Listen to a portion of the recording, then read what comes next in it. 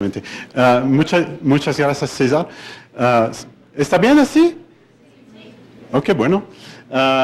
Como ha dicho César, pues soy Frédéric Chandezon y trabajo en un centro de la Comisión para la Energía Atómica y Energías Renovables. Fue renombrado hace pocos años. Una institución que tiene varios centros de investigación en todo el país, en París, pero no solamente, hay también en Grenoble, cerca de Burdeos, pues, y en mi caso particular, tal como con otras colegas, el señor Baptiste, quien hablará mañana, es otra colega de Grenoble, tengo otro colega quien viene de París. Bueno, y más precisamente, nos gusta en CEA poner esos acrónimos. INAC significa trabajo en una departamento que se dedica a nanociencias, materia condensada y criogenía para razones históricas. Bueno, eso he trabajado en el CEAF desde 1996 y antes pasé 2 años en la Universidad de Copenhague, en la Dinamarca, más precisamente en el Instituto Niels Bohr, tal vez para estudiar a nanopartículas. Y como recuerdo de eso, he puesto un ejemplo de decoración de porcelana de esa misma ciudad de Copenhague y la tulipa, el tulipán, el color es debido a nanopartículas de oro, lo que muestra que nuestros antepasadores eran nanotecnologías sin saberlo. Pues eso es la introducción y vamos a pasar al menú del día. Pues eso han visto. He organizado daré 4 cursos de introducción al mundo de nanopartículas y hemos organizado para completarse con otras colegas. Tengo que paso el saludo a colegas que van a hablar más precisamente de cómo sintetizar lo que va a ser útil durante los talleres prácticos. En mi caso, tratar de mostrar qué es especial con esas nanopartículas. Los 2 primeros cursos de hoy día, introducción al mundo de las nanopartículas y agregados en fase gaseosa. Después, el martes y miércoles, hablaré de nanopartículas coloidales un poco parecidas a como que se preparan por vía químicas, mientras las otras son hechas por vía métodos físicos. Bueno, para hacer una breve introducción, ¿en qué régimen de tamaño estamos?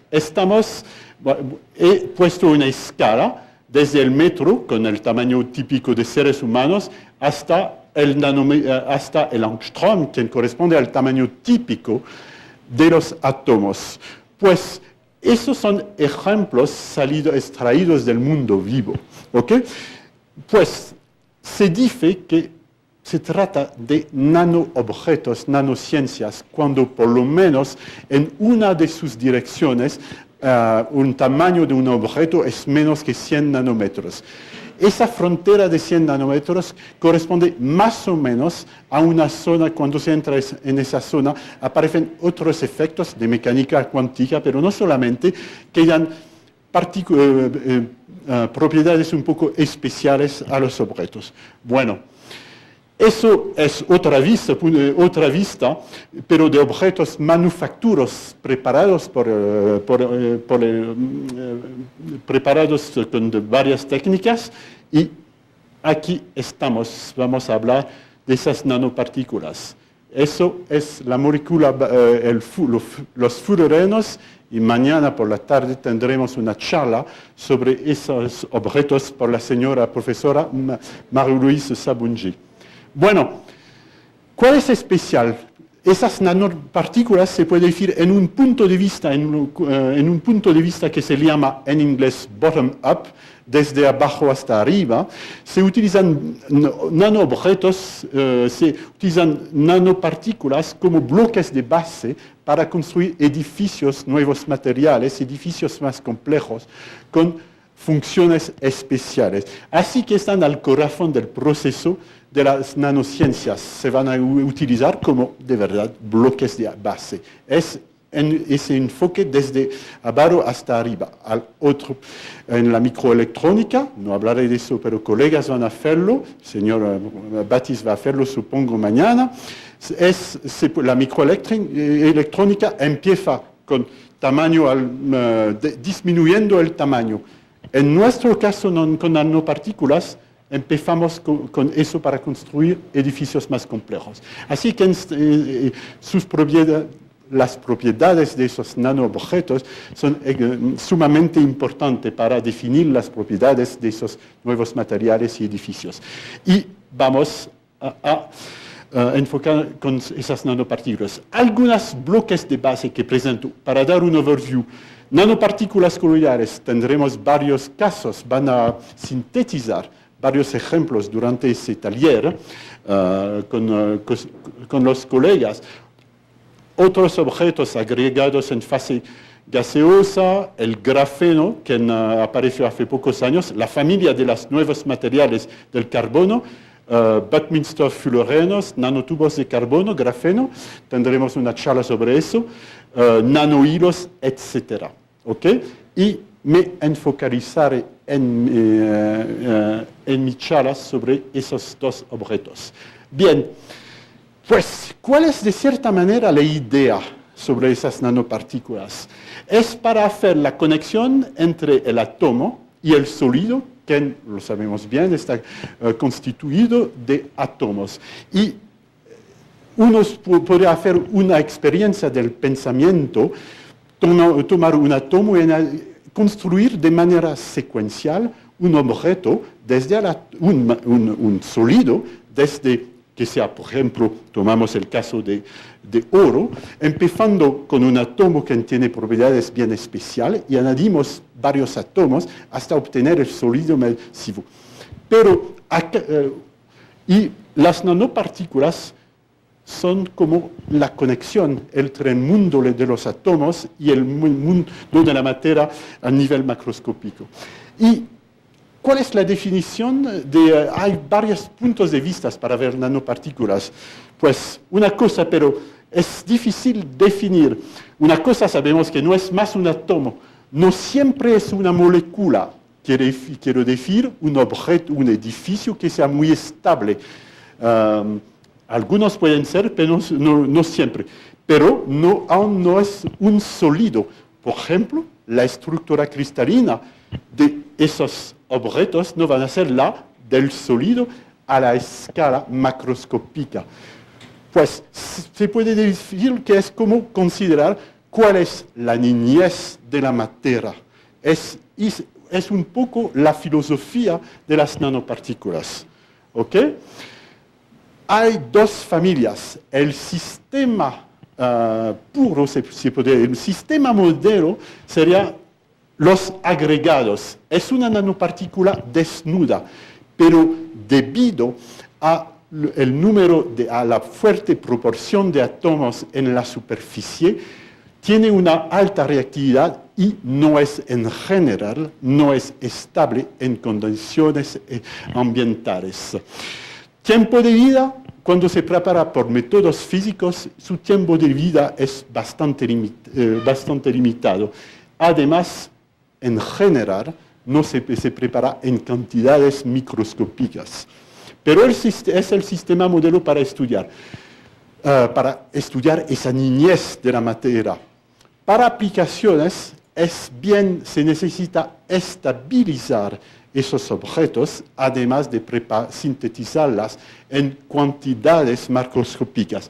Y eso es el mundo de las nanopartículas coloidales, las cuales van a estudiar y sintetizar algunos ejemplos durante esa semana. Bien, bueno, yo voy a hablar de eso.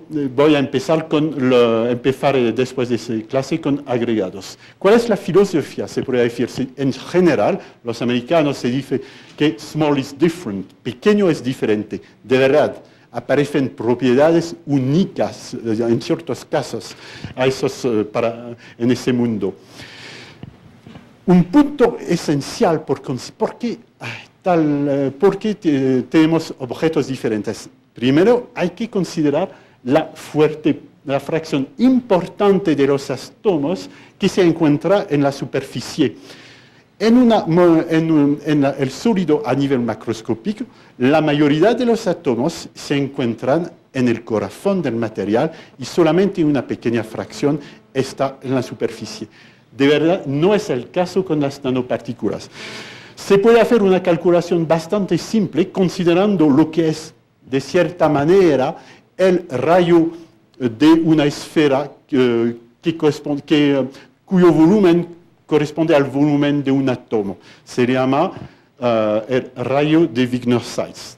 He dado un ejemplo, un valor para el sodio, y pues se puede decir que el volumen de la nanopartícula es la suma del volumen de cada átomo, y si en el edificio hay n átomos, en este caso el volumen de la nanopartícula estará el volumen de cada átomo multiplicado por el número de átomos.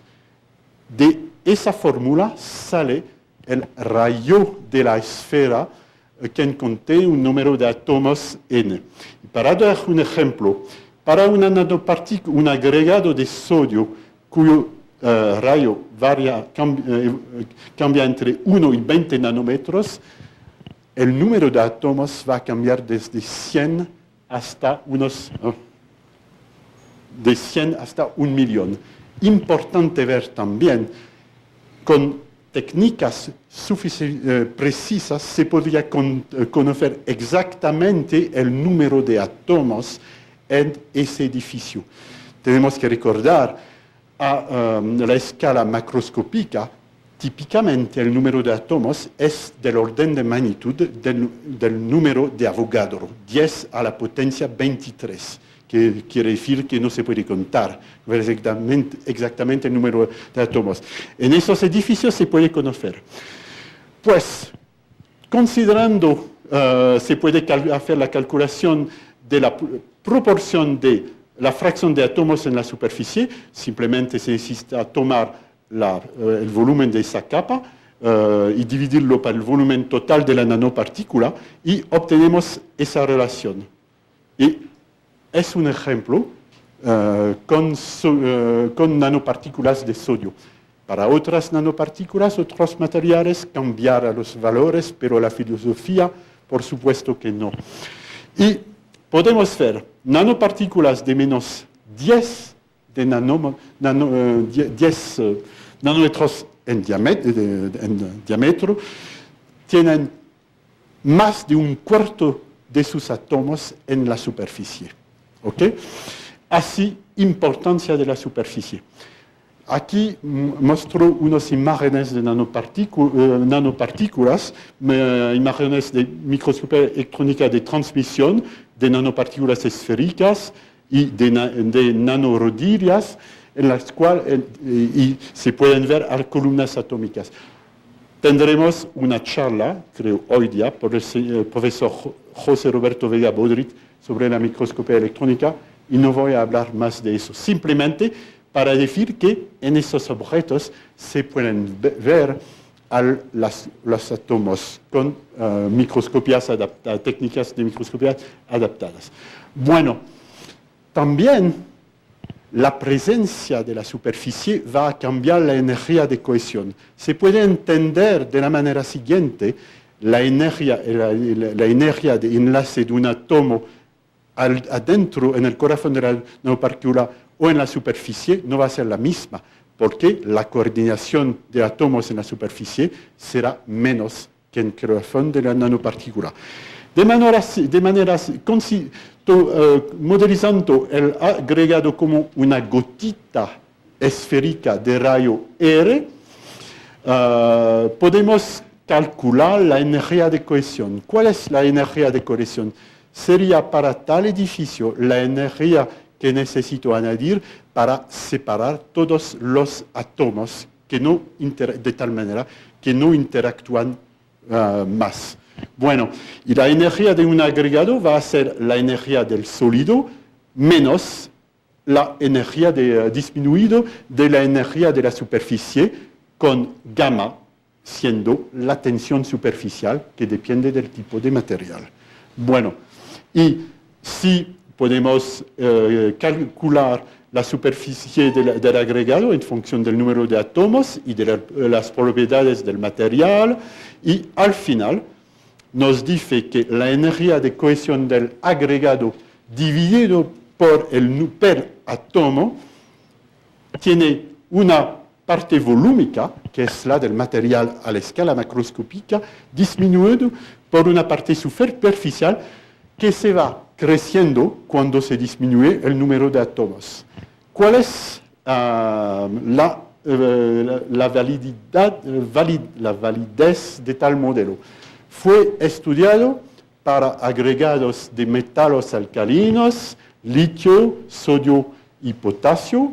He tomado esos datos de un grupo en la Universidad de Orsay, cerca de París, y de verdad, cuando se calcula la energía de cohesión por átomo, en función del número, se ve esa disminución. Se ve que la energía disminuye debido al facto simplemente que tenemos más o más átomos en la superficie, tienen una coordinación más baja, así que la energía de cohesión va a disminuir. Será más sencillo a destruir, separar los átomos de la... bueno. Eso era para mostrar la importancia de la superficie. Otra cosa que puede ser un poco más, otra cosa que puede ser especial, como tenemos esa fracción importante de átomos en la superficie, la minimización de la energía total puede hacer que la estructura cristalina, en este caso no se trata de una gotita líquida, pero de un objeto sólido más o menos, pero se puede hacer que se reorganizan los átomos de tal manera que la estructura sea muy diferente de lo que tendremos en el sólido correspondiente masivo. Un ejemplo, nanopartículas de cobalto, el sólido tiene una estructura hexagonal o compacto, mientras agregados se organizan, tienen una estructura de icosaedros en las cuales hay ejes de simetría de orden 5. Y sabemos bien que ejes de simetría de orden 5 no pueden existir, no son compatibles con estructuras cristalinas macroscópicas. Bueno, eso también es un efecto de la superficie que puede inducir una reconstrucción. ¿Ok? La fusión, otra propiedad que puede variar de manera significativa es la temperatura de transición entre una fase sólida y líquida, la temperatura de fusión. He tomado ese ejemplo. En una nanopartícula, ¿cómo tenemos esos átomos en la superficie? Pues se puede imaginar que será más fácil de fundir, ¿se dice así? ¿Fundir? Fundir, ok, gracias. De fundir la nanopartícula. Así que tenemos un efecto llamado el depresión del punto de fusión para nanoobjetos con tamaños R inferior a 50 nanómetros.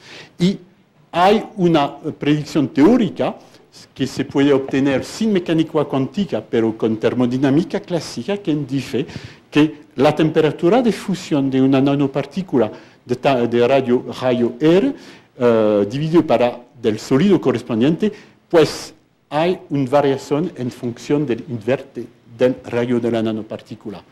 Y fue estudiado muchas veces, fue confirmado esa teoría, esa predicción, con muchos ejemplos, y solamente muestro el caso de nanopartículas de estaño, y cuando se va en esa dirección tendremos, se acerca a la temperatura de fusión es más o menos se acerca de la del sólido masivo, que conocemos bien, que es bastante baja para ese metal, pero cuando se disminuye el tamaño hay una fuerte depresión. Puede cambiar de más o menos 230 hasta casi 140. hay una depresión del punto de fusión de 100 grados en este caso, y puede ser más alto dependiente del tipo de material. No es un efecto significativo. Otra confirmación del efecto de la importancia de la superficie. También se puede hacer que, debido a estructuras especiales, aparece el magnetismo en nanopartículas, mientras el sólido correspondiente no es magnético. Un ejemplo son agregados de jodio, que es un metal de transición no magnético, pero se ha confirmado por experiencias medidas de tipo Stern y Gerlach, como se hace para medir el momento magnético de moléculas de átomos. Fue confirmado que los agregados de rodio tienen un momento magnético para tamaños para edificios con menos de 60 átomos. Otro ejemplo de propiedades especiales para tales objetos. Hasta ahora, más o menos, de lo cual he hablado, esos efectos, quizás aparte del caso de los agregados de rodio, se explican con modelos de la física clásica. No interviene para explicarlo al primer nivel, en primera aproximación, la mecánica cuántica. Pero también tenemos que tomar en cuenta la importancia de efectos cuánticos para tales edificios. Y un efecto muy importante es el confinamiento cuántico. Para un sólido masivo, la estructura en bandas de energías es válido, mientras si la longitud de ondas de Fermi, la longitud de ondas de los electrones es mucho más pequeña que las dimensiones del nanoobjeto. Pero si una de las dimensiones es a escala nanométrica, puede cambiar la densidad de niveles energéticos. Eso es el caso de un sólido masivo. Como se puede ver, me gusta mucho el oro. ¿Okay? Entonces, siempre tomo el oro y el sodio. Y tenemos bandas de energía, y eso es la densidad de niveles electrónicos. Si limitamos la dimensión en una dirección, y esos edificios se llaman pozos cuánticos, en este caso tendremos una cuantificación que va a dar una densidad de niveles electrónicos que es parecido a una escalera. Si sigamos con esa filosofía, limitamos en dos direcciones, y en este caso tendremos nanohilos, van a aparecer tales picos, ¿okay? Y al final limitamos en las tres direcciones y se llaman puntos cuánticos o como superátomos, y es lo que vamos a estudiar más. Y en este caso tendremos niveles de energía discretos como hay en los átomos. Bueno, así se llaman también átomos artificiales. Bueno, además, esos niveles electrónicos, el espacio entre cada uno puede cambiar con el tamaño del objeto. Y es lo que se llama el confinamiento cuántico en puntos cuánticos. He tomado ese ejemplo de nanopartículas de semiconductores, y se van a sintetizar algunos esa semana. Y pues aquí son nanopartículas, son como productos químicos, son nanopartículas en un solvente, y cuando se enciende con luz ultravioleta va a emitir luz de fluorescencia que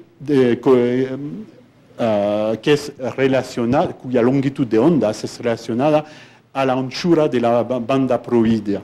Y cambiando el tamaño de las nanopartículas de 2 nanómetros hasta 7, la luz emitida cambia del azul hasta el oro. Es un ejemplo. Hay otros para ilustrar confinamiento cuántico. Aquí, ok, es simplemente es la idea. Bueno, para ir un poco más adelante, como he dicho, para nanopartículas tendremos más que bandas de energías, bandas de energías tendremos niveles discretos. Y cuando vamos a disminuir el tamaño, el tamaño de las nanopartículas, se va a hacer que se va a aumentar el espacio entre los niveles. Es lo que se llama el confinamiento cuántico. Se puede explicar también cuando uno pone, es el caso clásico, cuando uno pone un electrón, una partícula, un pozo de potencial, y se calcula la densidad de niveles, disminuyendo el tamaño del pozo, va a aumentar el espacio entre los niveles. Bueno, y es lo que explica la variación de luz, el blue shift que tenemos cuando disminuye el tamaño de las nanopartículas. Eso es un ejemplo con selenio de cadmio, pero cambiando de material se puede cambiar la longitud de ondas de la luz emitida. Bueno, para ir un poco más adelante, he hablado de un átomo artificial para esos edificios, vamos a ver hasta qué punto es parecido. Tomo el ejemplo de base de átomo de hidrógeno, en lo cual tenemos un pozo de potencial debido a la fuerza de Coulomb, tendremos para el hidrógeno líneas de emisión y de absorción en su espectro. Bueno, con pozos cuánticos, primero, no tenemos un pozo de potencial cuya forma es dominada por la atracción coulombica, por la fuerza coulombica, pero es algo más como un pozo de potencial cuadrado y se puede calcular los niveles. Además, se puede hacer también emisión por fluorescencia entre la banda de conducción y banda de valencia. Bueno, la evolución de la tecnología nos permite estudiar nanoobjetos y ahora también podemos estudiar, hacer la espectroscopia de puntos cuánticos únicos para ir más adelante en esa comparación entre nanocristales y átomos. Y pues puedo ver que casi no se ve nada. En este caso, pues, acá tenemos una zona con un plan que contiene nanopartículas de un semiconductor en una matriz de otro semiconductor con anchura de banda mucho más amplia. Lo que vamos a tener cuando encendemos con luz ultravioleta, la emisión de luz será debida, la parte activa serán esos puntos cuánticos. Pues si tenemos típicamente, y no se ve, la separación típica son de 50 nanómetros, si se toma 500 nanómetros, el espectro es bastante complejo, pero si seleccionamos una zona con pocos puntos, podemos hacer la espectroscopia de pocos y es mucho más simple el espectro con unas líneas bastante estrechas y que nos muestra que es muy parecido como se entiende la idea de los átomos artificiales. Pero mientras si se toma una zona muy amplia con un ensamble importante de nanoobjetos, en este caso tenemos, debido al facto que cada punto cuántico no es exactamente parecido a su vecino, las líneas no van a ser posicionadas a las mismas energías y es ensanchamiento inhomogéneo. Y si tomamos un ensamble bastante importante, tenemos un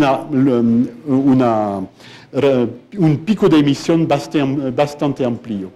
Y César, pues he terminado con esa charla, yo podré pasar a la siguiente, pero no sé si hay preguntas. En cualquier caso, era como una pequeña introducción para mostrar lo que hay especial. No sé si hay preguntas. Ah, super. ¿Alguna pregunta, por favor? Sí.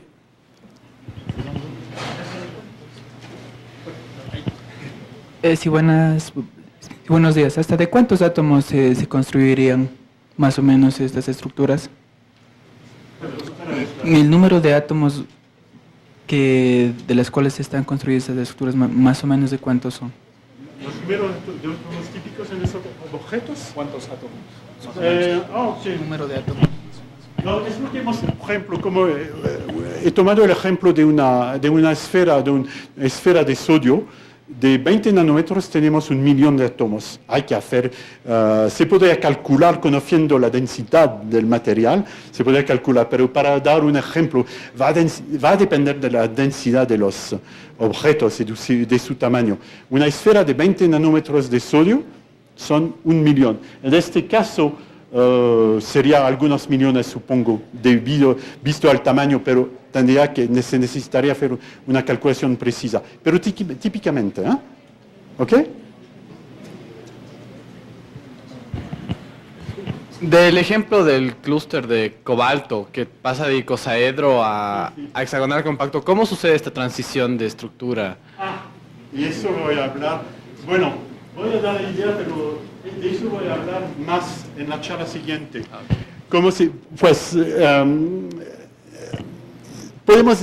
La idea que la materia, lo que ocurre, debido a la superficie, hay esa reconstrucción para minimizar la energía total del edificio, lo que significa que la estructura cristalina no va a ser la misma del sólido.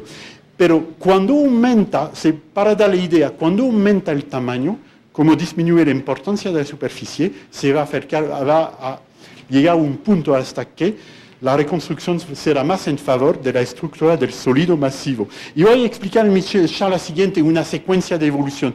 Hay varias transiciones entre varias estructuras. Mostraré un ejemplo, puede depender del material. Y el tamaño típico va a depender del material. Por ejemplo, con los salts, con los sales. Por ejemplo, con el sal. Típicamente para chiquitas, la estructura será más o menos la del sólido masivo. Mientras para metales, en general tienen una estructura icosaedra para las partículas con esos ejes de simetría de orden 5. Pero en mi charla siguiente voy a mostrar una secuencia de evolución hasta la estructura del sólido masivo. ¿Ok? ¿Tienes una pregunta más? Ok, mucho gusto. No es una pregunta, es un pequeño comentario. Las nanopartículas en realidad existían en Francia desde el año 1100-1200, cuando se hizo Chartres. Los vitrales de Chartres los tienen. De verdad. Bien. Ok, simplemente para comentar, también eso que lo que me interesa, es bien conocido, por ejemplo, vidrios romanos. Hay un ejemplo famoso, no sé, vamos a mostrar, que Sara quizás más vas a mostrar, o no sé, bueno, lo muestro. Desde la época romana se conocía, y también fue utilizado en la Edad Media para los vidrios en la Santa Capilla. Y si he entendido bien, esa sala es una copia de parte de la Santa Capilla, pero pues, en los vidrios se utilizaba. Es toda una historia de saber empírico artesanal y con cosas del patrimonio nacional aparece que hay varios ejemplos de uso de nanopartículas para función decorativa en varias civilizaciones. Tenemos los vidrios. He mostrado inicialmente para decoración de porcelana en el siglo XVIII. Existía en la cultura árabe las cerámicas de lojas doradas. Existen un montón de ejemplos y es todo un otro tema que me interesa mucho, pero de verdad, usted tiene razón. Y mostraré en otra charla, un ejemplo de vidrio que viene de la ciudad de Orleans, un vidrio dicho rubí, parecido a lo que usted dice. Es toda otra historia apasionante, de verdad, pero otro tema. Hay otra pregunta. Voy a pasársela, doctor.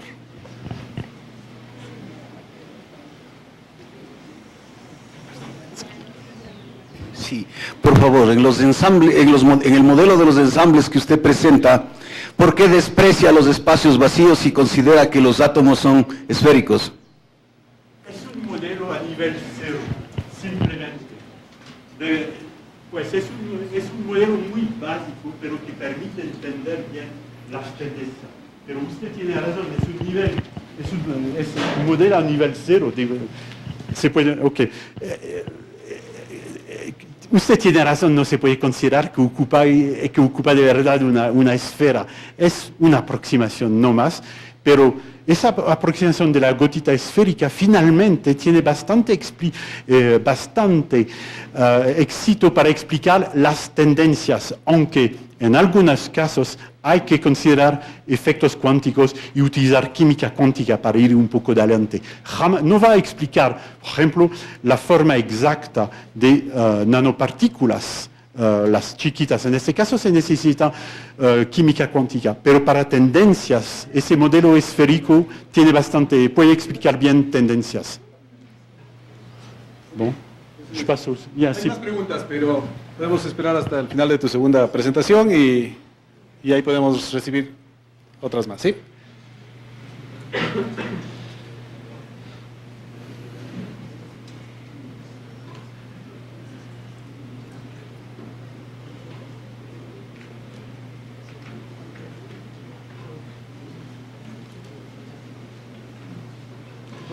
Muy bien. Bueno, Fredrik no necesita presentación nuevamente, así que No voy a los dejo. presentarme, ¿no? Bueno, ahora en esa charla voy a enfocarizarme sobre una familia de nanopartículas, un sistema modelo que son los agregados dichos en fase gaseosa, simplemente porque se producen en haz moleculares. De verdad, todos esos estudios utilizaron técnicas de física molecular. Muestro dos ejemplos y los famosos fluorenos y nanopartículas de sodio. Bueno, ok, hemos visto, me enfoqué con eso. Y como he dicho, importante, son sistemas modelos, son desnudos, y están en el vacío, sin interacción, para estudiar las propiedades intrínsecas de esas nanopartículas. Debido a la fuerte aprobación de átomos en la superficie, tienen una alta reactividad y en general son estables solo en el vacío. Existen excepciones como los fluorenos, que de verdad son más moléculas que agregados, pero fueron descubiertos por físicos de los agregados. Y la otra cosa son las cantidades microscópicas. Bueno, regreso y cambiado un poco.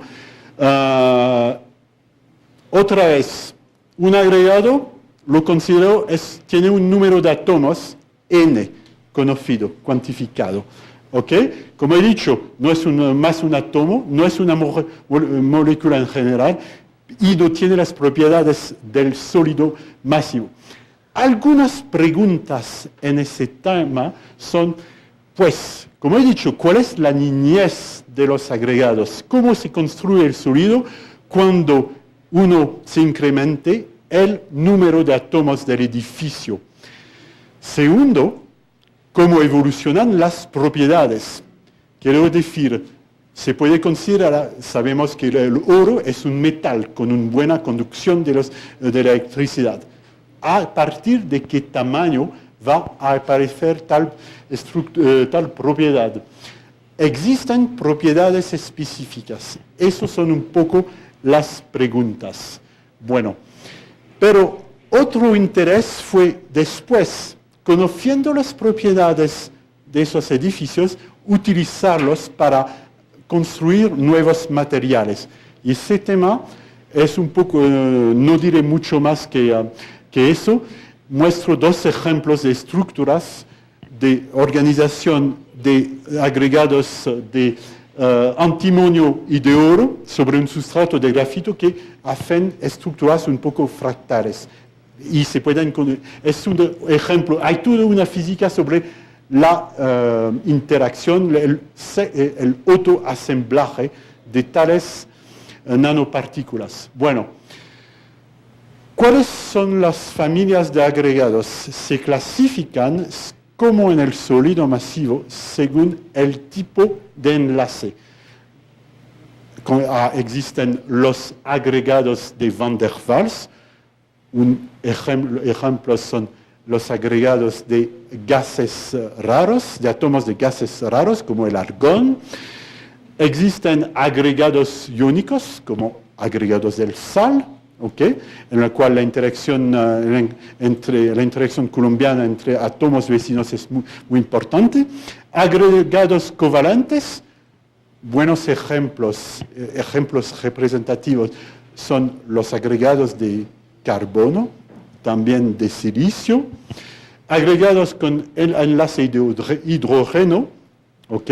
Eso tiene una importancia para entender propiedades de solubilización, a partir de qué tamaño tendremos propiedades de solubilización, por ejemplo, y al final agregados de metales. Un ejemplo, el sistema modelo para tal familia son los agregados de sodio. Bueno, no podré hablar de todas las familias y me interesaré más a agregados de Van der Waals y de metales. Bueno, ¿cómo se preparan esas nanopartículas? Se preparan en general por una técnica desde arriba hasta, desde abajo hasta arriba, es decir, por agregación de átomos. ¿Okay? Es la manera estándar y no voy a entrar en detalle, pero en un horno calentamos el material que va a dar vapor y cuando hay colisiones entre átomos se pueden formar esos edificios, primero semillas que después van a crecer para los agregados.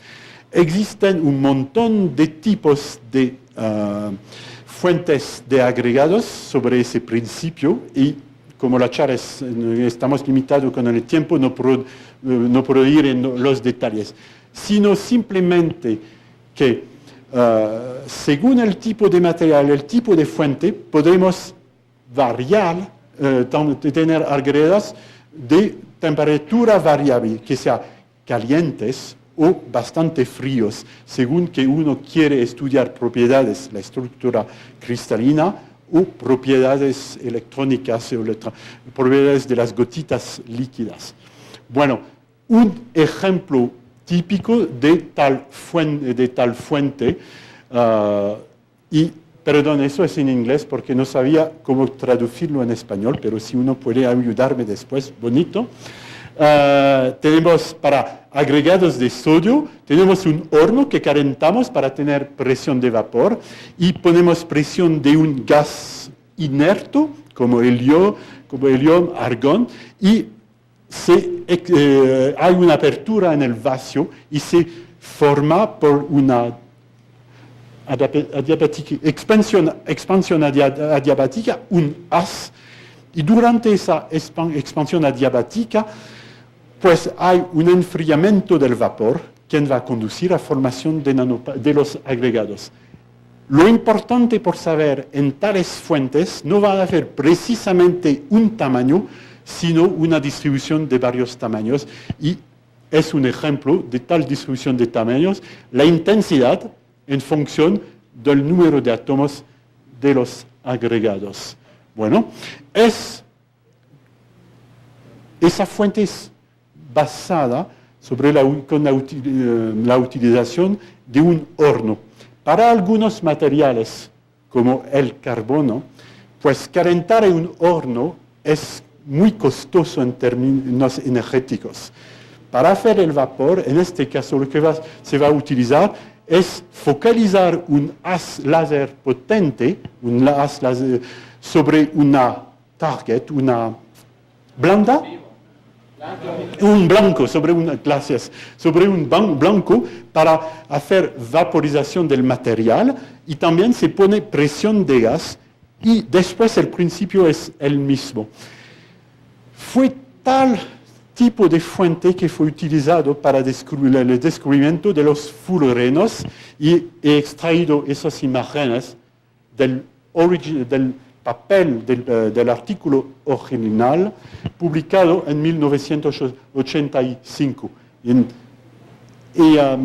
ese artículo los autores podían explicar la estructura de algunas especies muy estables y finalmente correspondiera a una pelota de fútbol. Sí, pelota de fútbol. Pero no diré más porque Marie-Louise va a decir mucho mañana por la tarde y espero que todos estarán presentes, por supuesto. Pues, consigamos. ¿Cuál es el dispositivo experimental de base en una experiencia? Voy a mostrar varias partes. Primero tenemos la fuente de agregados y obtenemos un haz de nanopartículas.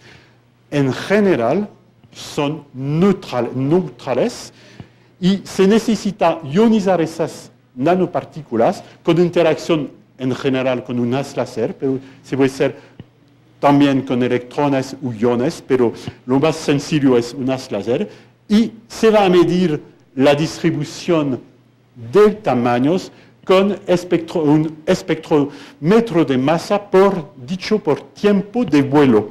¿Okay?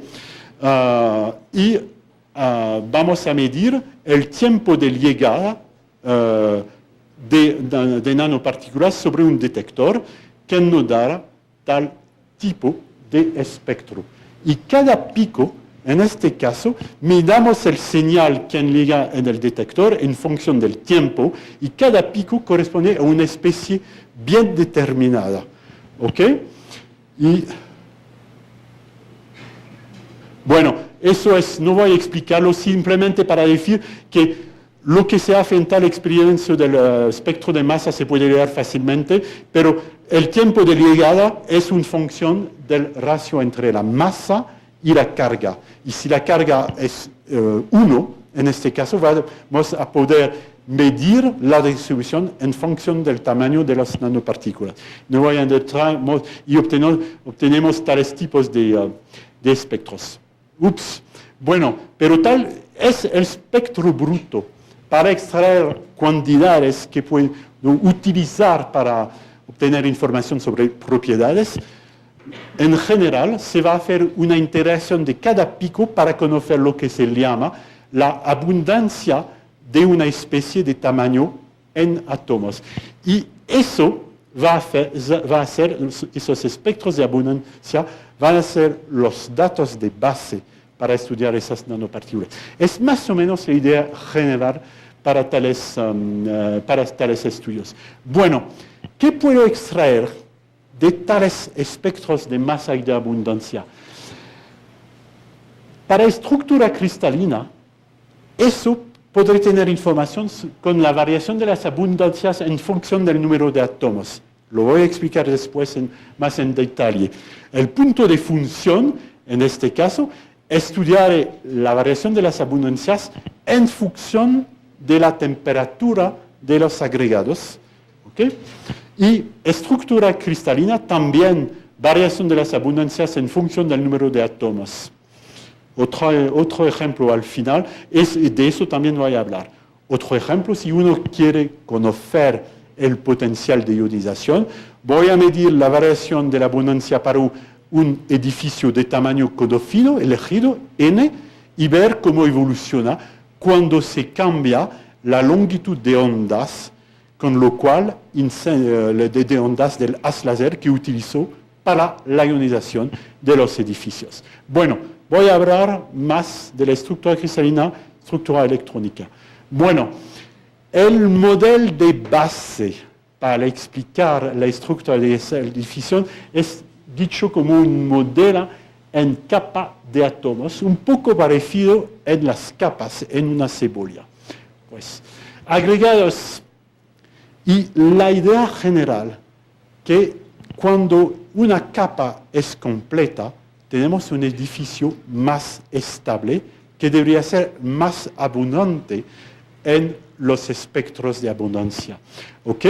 Quiero decir que esos edificios más estables corresponden a números mágicos de átomos y la secuencia de números mágicos puede darme información sobre la estructura cristalina. Ok, pues he hablado bastante y me gustaría pararme un par de minutos y simplemente tengo una pregunta. ¿Por qué estoy haciendo por qué no utilizo difracción de rayos X para estudiar la estructura cristalina de los agregados, en su opinión. No tengo una red cristalina grande. ¿Perdón? No tengo una gran red cristalina para tener los patrones. Hay un poco de eso. Hay un poco de eso. La idea está... La longitud de la también es muy grande. No hay otras... Vaya. Simplemente no tengo cantidad macroscópicas. Me falta materia. Me falta materia. Además, es que en un haz tengo todas los agregados tengo una distribución de tamaños muy amplia. Y se puede que un edificio con n átomos y n plus 1 no tienen la misma patrón de difracción. ¿Cómo se dice patrón? Patrón de difracción. Va a ser algo horrible. Se quiere decir que tendría que seleccionar un tamaño y tengo muy poco y estudiar ese tamaño. Es algo bastante difícil. Hubo grupos que lo hicieron, pero más sencillo es estudiar, como lo voy a mostrar, esa secuencia de números mágicos. Bueno, ejemplos. Primer ejemplo, agregados de xeno. Es un ejemplo de agregados con enlaces dicho de Van der Waals, debido a la naturaleza que mantiene la cohesión del edificio. Y pues es el espectro de masa y se puede ver que hay ciertos tamaños, hay ciertos, toda una secuencia, más especialmente otros que se encontrarán en para otros materiales, agregados con 13, 55, 147. También se encuentra cuando uno hace agregados de fluorenos. Parecen que los agregados con 13 fluorenos, 55 son más abundantes, más especiales. Nos da una secuencia de números mágicos, 1, 13, claro, 1 no es un agregado, pues, 1, 13, 55, 147. Y se encuentra para varios tipos de agregados, gases nobles, metales. Y se puede entender, y la estructura que explica tal secuencia son los icosaedros dichos de Mackey. ¿Ok? Y pues hay toda una secuencia, podría empezar con un átomo y añadir una capa, según cierta simetría, varias capas, y la secuencia que tendría sería 1, 13, 55, 147, etcétera, etcétera. Y de verdad, estudiando para tamaños más amplios, se puede ver que se confirma esa secuencia para esos materiales.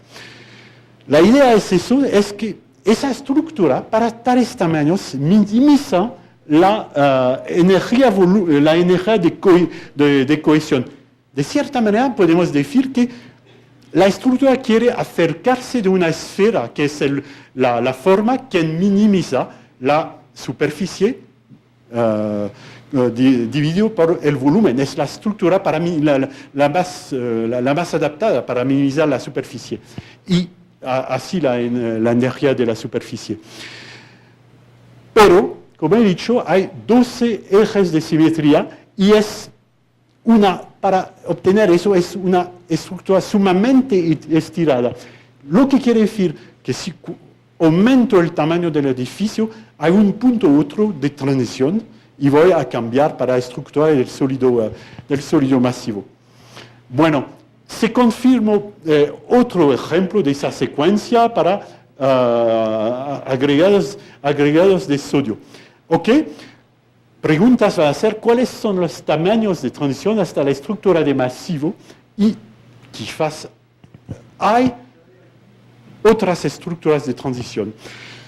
Estudio teórico, un ejemplo de secuencia de evolución con el número de átomos, con un sistema modelo en lo cual la interacción entre los átomos utiliza el potencial de Lennard-Jones, que es un poco parecido al potencial de atracción, que es una manera de modelizar el potencial de atracción entre átomos.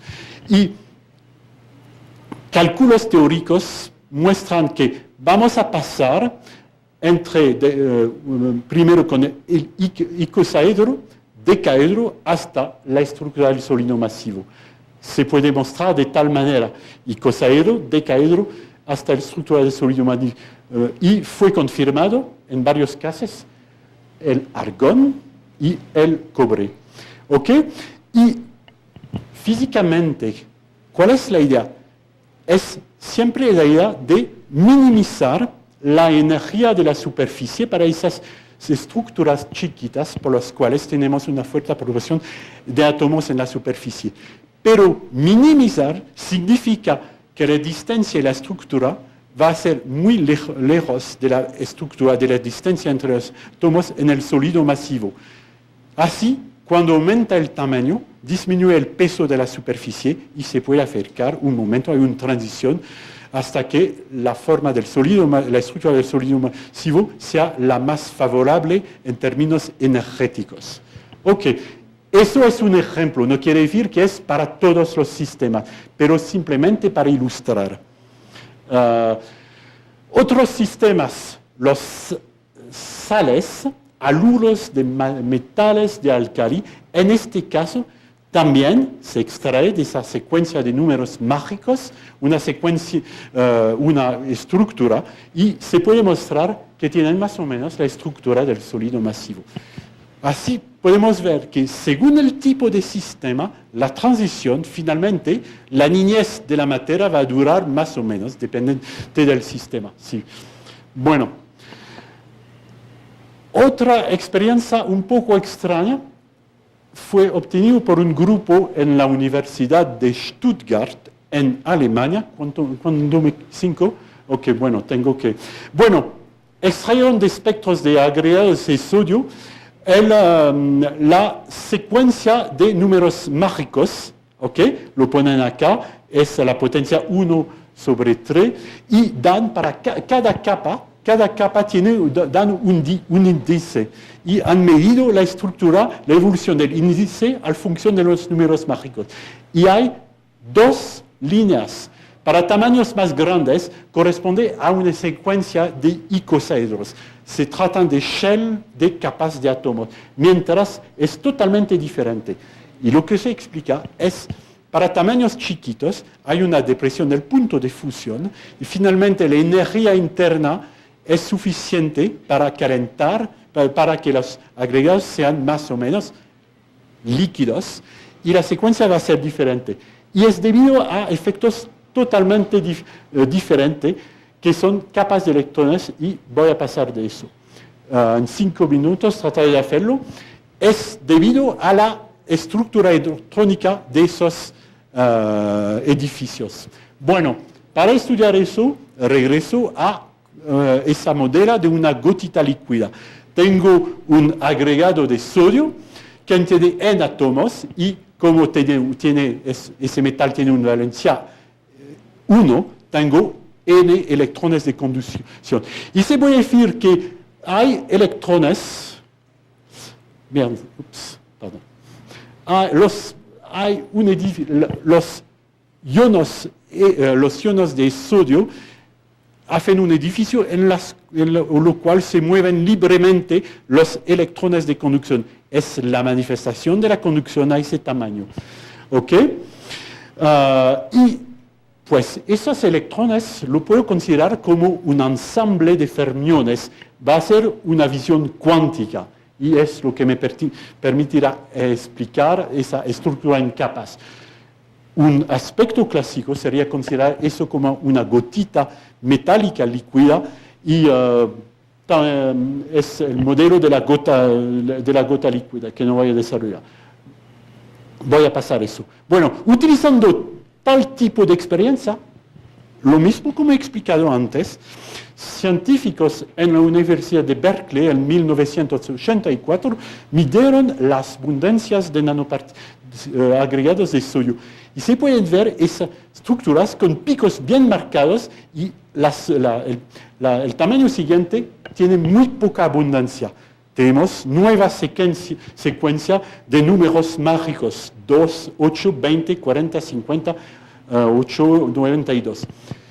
Midiendo el potencial de ionización, podemos ver una tendencia una tendencia general de disminución desde el potencial de ionización del átomo de sodio hasta el work function, la función de trabajo del sodio masivo, que es de 2,75, pero hay oscilaciones y, por ejemplo, para la secuencia de números mágicos hay una fuerte disminución cuando se añade un átomo del potencial de ionización.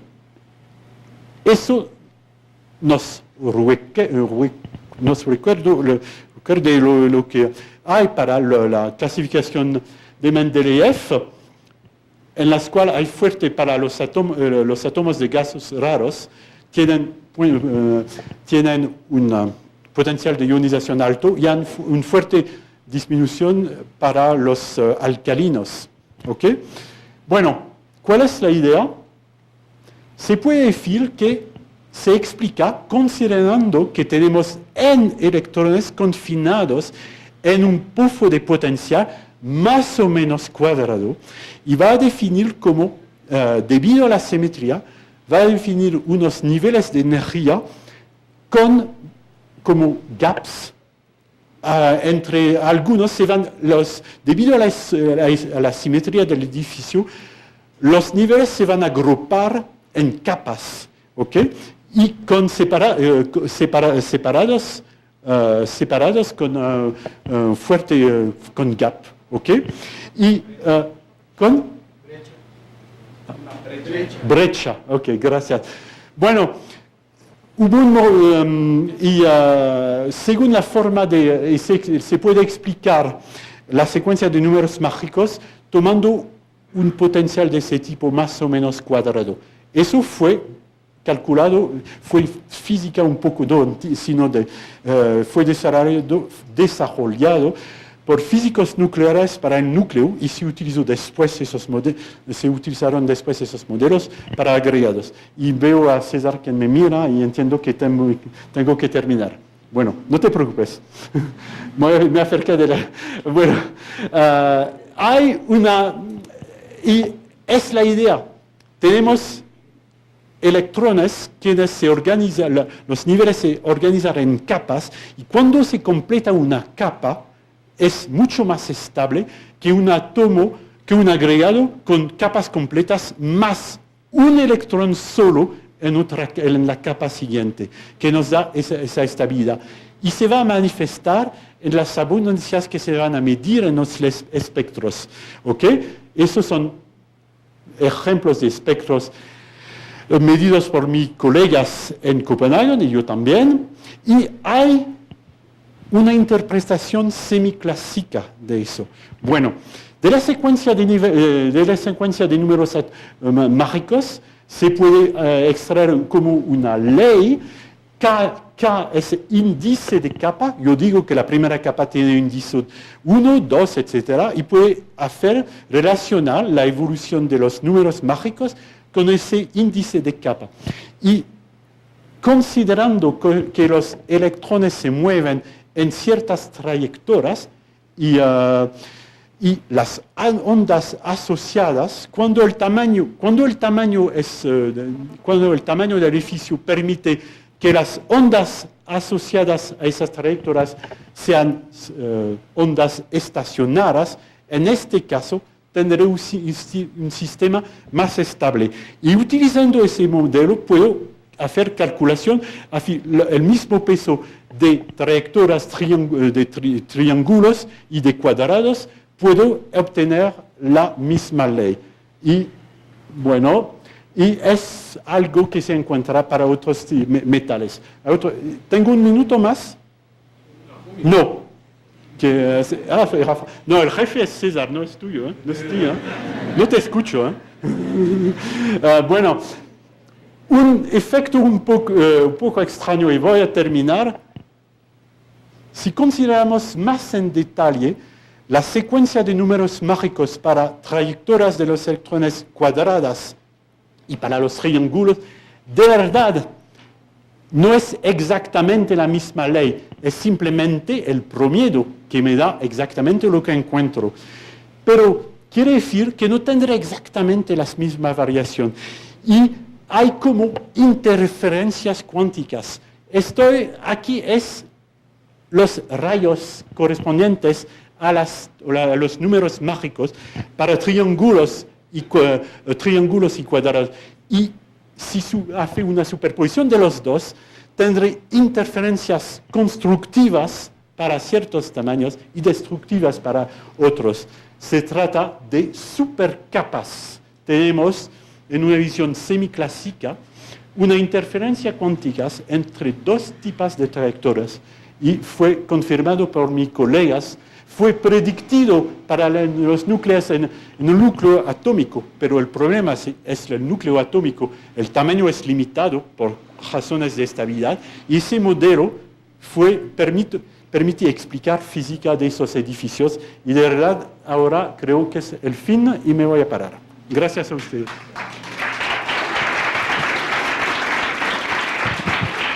Bueno, había una pregunta que quedó pendiente nada más y le voy a dar paso a esa pregunta, pero luego... Buenos días, mi pregunta va... quisiera saber si es que la configuración electrónica del elemento influye mucho en la longitud de la banda prohibida. Eso lo explico en la primera cámara. Permita.